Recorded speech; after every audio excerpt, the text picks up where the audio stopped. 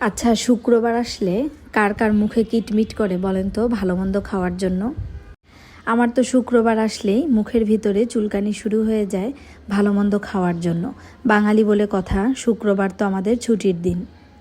তো শুক্রবার সকালে ঘুম থেকে উঠে ভাবলাম ভালো মন্দ কিছু রান্না করা যাক, কিন্তু আমার তো মোটেই রান্না করতে ইচ্ছে করছে না। তাহলে এখন কি করার? কোনো সমস্যা নেই, আমার ঘরে কিন্তু ছোটোখাটো একটা মাস্টার শেফ আছে, আর তিনি হলেন আমার হাজব্যান্ড। বেশ ভালোই রান্না করে।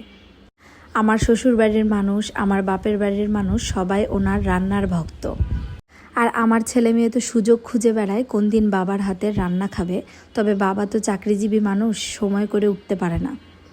তো আজকে যেহেতু ছুটির দিন, তো ওনাকে রান্না করতে লাগিয়ে দিলাম। কিন্তু এই মাস্টার শেফকে দিয়ে রান্না করানোর আগে সব কিছু কেটে বেছে ধুয়ে একদম সামনে প্রস্তুত করে দিতে হবে। কোনো কিছু উল্টাপাল্টা হওয়া যাবে না, সব কিছু সুন্দর মতো গুছিয়ে সামনে দিতে হবে, তারপর উনি রান্না করবেন। তো আমিও সকালের নাস্তা শেষ করে সব কিছু একদম কেটে বেছে ধুয়ে রান্নাঘরে প্রস্তুত করে রেখেছি, তারপর ডাক দিয়েছি রান্না করার জন্য। এই তো উনি কিন্তু রান্না বান্না শুরু করে দিয়েছে। আজকে গরুর মাংস রান্না করা হবে, আর রান্না করা হবে মুরগির রোস্ট, পোলাও, কাবাব, এই আর কি।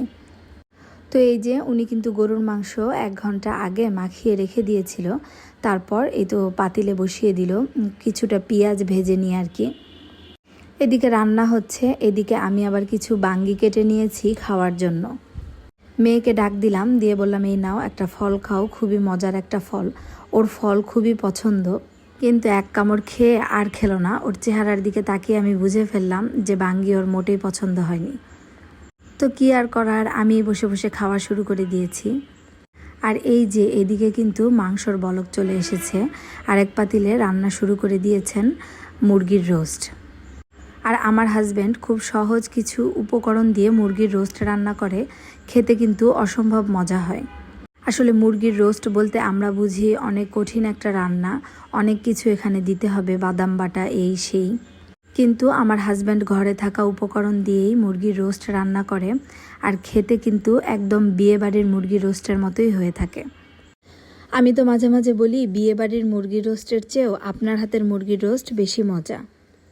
তো এই তো দেখতেই পেলেন, এখানে পেঁয়াজ ভেজে নিয়ে সব ধরনের মশলা দিয়ে দিয়েছে।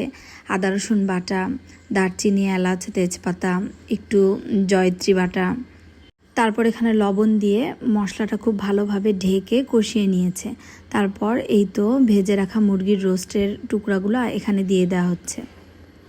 সবগুলা মুরগির টুকরা এখানে দেয়া হয়ে গেলে আবারও নেড়ে চেড়ে মশলার সাথে খুব ভালোভাবে কষিয়ে নিতে হবে। আর যে কোনো রান্নায় যত ভালোভাবে কষানো যায় ততই কিন্তু মজা হয়। বিশেষ করে মশলাটা খুব ভালোভাবে কষিয়ে নিতে হয়, তাহলে কিন্তু রান্না অনেক মজা হয়।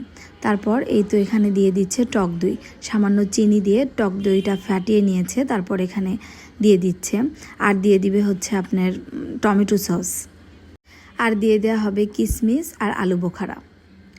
তারপর এই তো আবারও সব কিছু নেড়ে চেড়ে মিশিয়ে নেওয়া হবে। সাদা পোলাওয়ের সাথে আমার তো একটা রোস্টের টুকরা হলেই হয়ে যায়, আর কিছুই লাগে না। আর এই তো এখানে কিন্তু গরুর মাংস অনেকখানি কষানো হয়ে গিয়েছে। ঠিক এই পর্যায়ে এখানে অ্যাড করা হবে মরিচের গুঁড়া। যখন মাখানো হয়েছিল গরুর মাংস, তখন কিন্তু মরিচের গুঁড়া অ্যাড করা হয়নি। 80% কষিয়ে নেওয়ার পর এখানে মরিচের গুঁড়া অ্যাড করা হবে। রান্নার মাঝখানে যদি আপনারা গরুর মাংসে মরিচের গুঁড়া অ্যাড করেন, তাহলে কিন্তু মাংসের রং খুব সুন্দর আসে আর কি। আর এই যে এখানে কিন্তু রোস্ট প্রায় হয়ে গিয়েছে, আর আমরা মা মেয়ে ছোছার মতো দাঁড়িয়ে আছি একটু কষা মাংস খাওয়ার জন্য। তারপরে এই তো একটা বাটিতে উঠিয়ে দিচ্ছেন আমাদের 2 জনের জন্য মাংস কষা। আর এই কষা মাংস খেতে কার কার ভালো লাগে বলেন তো? আর এই যে দেখতেই পাচ্ছেন মাংসের কালারটা কতটা সুন্দর হয়েছে। আর এখানে কিন্তু রোস্ট একদম রেডি। নামানোর আগে এখানে দিয়ে দেওয়া হবে ঘি। যে কোনো রান্নায় চেষ্টা করবেন ঘি সবার লাস্টে ব্যবহার করতে, তাহলে ঘিয়ের ঘ্রাণ একদম অটুট থাকে। অনেকেই আমরা রান্নার প্রথমেই ঘি ব্যবহার করি, তাহলে কিন্তু ঘিয়ের ঘ্রাণটা অতিরিক্ত তাপে নষ্ট হয়ে যায়। তারপরে এই যে উপর দিয়ে পেঁয়াজ বেরেস্তা আর গুঁড়া দুধ দিয়ে দিল, বাস রোস্ট একদম রেডি। আর এখানে মাংসে দিয়ে দেওয়া হচ্ছে বেরেস্তা বাটা। গরুর মাংস রান্নার এক পর্যায়ে যদি এরকম করে বেরেস্তা বাটা দেয়া হয় তাহলে কিন্তু খেতে অসম্ভব মজা লাগে। আর এই যে পোলাও রান্নাও কিন্তু হয়ে গিয়েছে, আর আমি কয়েকটা কাবাব ভেজে নিচ্ছি।